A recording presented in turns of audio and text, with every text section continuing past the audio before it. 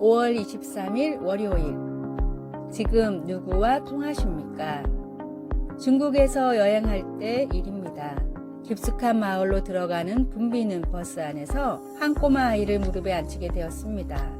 이 꼬마는 중국말을 전혀 못하는 위구르 아이였고 저 역시 위구르 말을 하나도 몰랐습니다.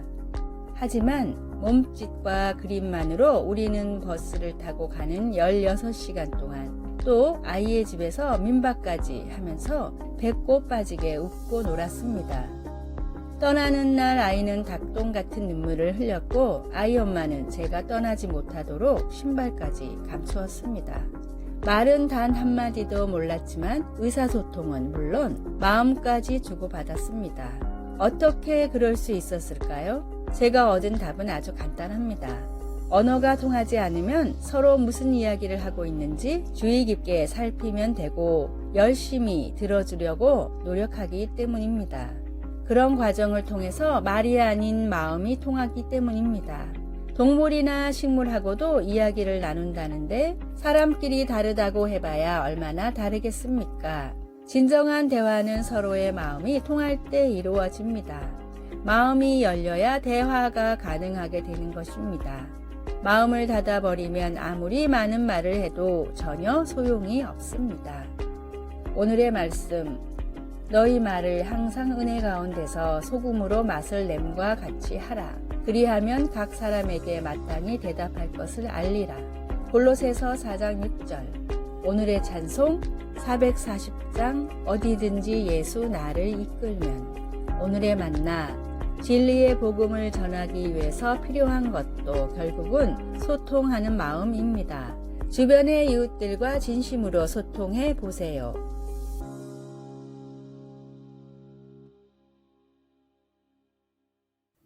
(5월 24일) 화요일. 다시 번성함. 햇빛과 물이 충분할 때면 엔텔롭 계곡과 피게로아 산 같은 캘리포니아 지역은 온통 야생화로 덮여 활기가 넘칩니다. 하지만 가뭄이 닥치면 어떤 일이 일어날까요? 과학자들은 어떤 야생화들은 씨앗들이 흙을 밀어내고 꽃을 피우게 하는 대신 많은 양의 씨앗을 땅 속에 저장한다는 사실을 알게 되었습니다. 가뭄이 지나고 나면 식물들은 저장해 두었던 씨앗을 이용해 다시 번성하기 시작합니다. 힘든 상황에도 불구하고 고대 이스라엘 백성들은 이집트 땅에서 번성했습니다. 노예 주인들은 그들에게 들판에서 일하고 벽돌을 만들도록 강요했고 무자비한 감독관들은 그들에게 왕을 위해 도시 전체를 건설하게 했습니다. 이집트 왕은 그들의 수를 줄이기 위해 영아 살해를 시도하기까지 했습니다. 그러나 하나님께서 그들을 지켜주셨기 때문에 그들은 학대를 받을수록 더욱 번성하여 퍼져나갔습니다. 많은 성경학자들은 이집트에서 사는 동안 이스라엘 남자와 여자, 아이의 인구가 200만 명 혹은 그 이상까지 증가했다고 추정합니다. 당시 그의 백성들을 지키셨던 하나님이 오늘날 우리도 지키고 계십니다. 하나님은 어떤 환경에서도 우리를 도우실 수 있습니다. 말씀, 학대를 받을수록 더욱 번성하여 퍼져나가니. 출애굽기 1장 12절. 찬송 300장 내 맘이 낙심되며. 기도, 하나님 아버지, 때로는 앞으로 계속 나아가기가 너무 힘듭니다. 오늘 저의 필요를 채워주시고 성령님의 능력을 통해 견뎌낼 수 있도록 도와주소서. 아멘.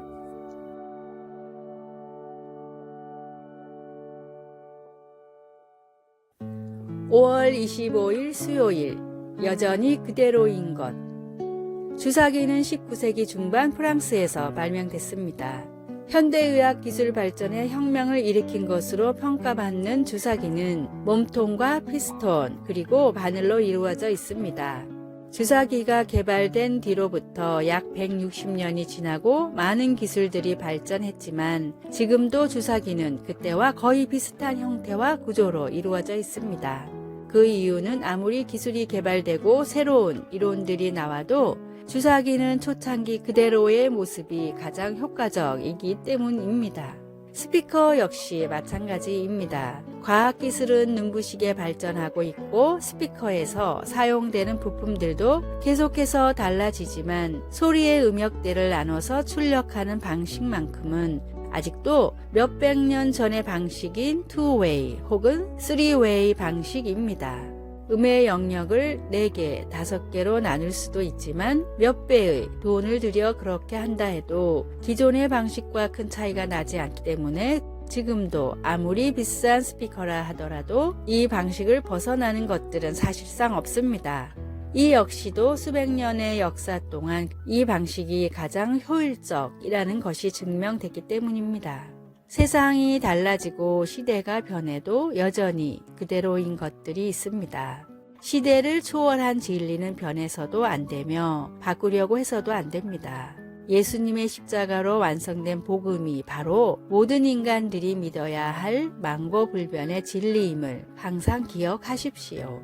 오늘의 말씀, 예수 그리스도는 어제나 오늘이나 영원토록 동일하시니라.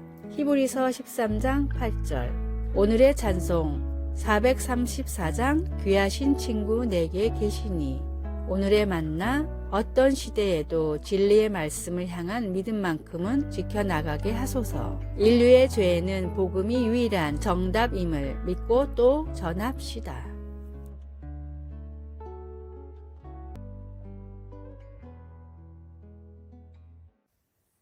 5월 26일 목요일 현명한 건축업자. 본래 이름이 이사벨라 바움프리였던 소저너 투루스는 1797년 뉴욕주의 에소퍼스에서 노예로 태어났습니다. 그녀의 자녀들도 대부분 노예로 팔려갔지만 1826년 자유를 위해 딸 하나를 데리고 탈출하여 그녀의 자유를 위해 돈을 지불한 어느 가정에서 자유인으로 살았습니다. 그녀는 부당한 제도의 가족이 뿔뿔이 흩어지는 것을 그냥 보고만 있지 않고 법적인 조치를 취해 그의 어린 아들 피터를 찾아왔는데 이는 그 당시의 흑인 여성으로서는 놀랄 만한 성과였습니다. 그녀는 하나님의 도움 없이는 자녀를 키울 수 없다는 사실을 깨닫고 그리스도를 믿는 신자가 되었고 후에 하나님의 진리의 기초 위에 자신의 삶이 세워졌다는 것을 보여주기 위해 이름을 소저너 투루스로 바꿨습니다.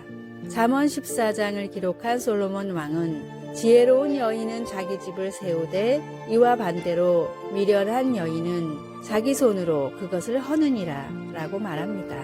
하나님이 주신 지혜 덕분에 소저너에게는 격동의 시기에도 안전한 피난처가 있었습니다. 우리에게는 불의로부터 자녀를 구해야 할 일이 전혀 없을지도 모르지만 우리도 소저너가 사용한 것과 같은 기초 위에 곧 하나님의 지혜 위에 우리의 집을 지을 수 있습니다. 말씀, 지혜로운 여인은 자기 집을 세우되 미련한 여인은 자기 손으로 그것을 허느니라. 잠언 14장 1절. 찬송 204장 주의 말씀 듣고서. 기도. 하나님 아버지의 영광을 나타낼 영원한 유산을 남기기 위해 아버지의 지혜를 저희에게 내려주소서. 아멘.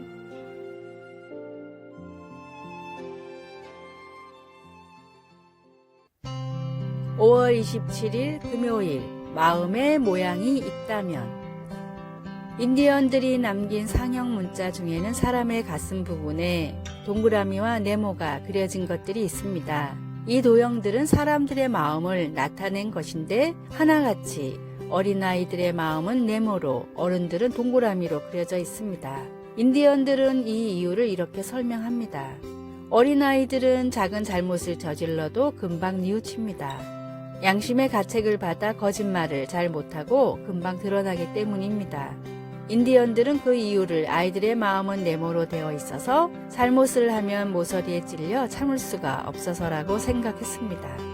반면에 그렇게 반복해서 죄를 짓고 잘못을 하다 보면 뾰족한 모서리가 닳아서 점점 동그래지는데 그래서 어른이 되면 더 이상 어린 시절과는 달리 거짓말을 해도 양심의 가책을 못 느끼고 잘못을 하고도 덮어두려는 경우가 많다고 생각했습니다. 우리의 어린 시절을 생각해도 비슷합니다. 작은 실수 하나에 금방 울며 죄를 뉘우치고 거짓말도 잘하지 못해 가슴이 콩닥거리던 때가 있었지만 이제는 잘못을 저지르고도 정당화를 시키거나 오히려 남을 비난할 때도 많습니다. 지금 내 마음의 모양이 보인다면 어떤 모양일까요? 죄의 타성에서 벗어나 진리를 향한 통렬한 뉘우침이 있는 마음과 신앙을 가지십시오. 오늘의 말씀, 주께 힘을 얻고 그 마음에 시온의 대로가 있는 자는 복이 있나이다. 시편 84편 5절. 오늘의 찬송 252장 나의 죄를 씻기는. 오늘의 만나 조금씩이라도 죄에 빠지는 일들로부터 멀어지게 하소서. 양심의 가책을 어려워 말고 하나님 말씀으로 더욱 지킵시다. 아래의 빨간색 글자 구독을 누르시어 더 많은 전도의 열매를 맺으시기를 기도합니다.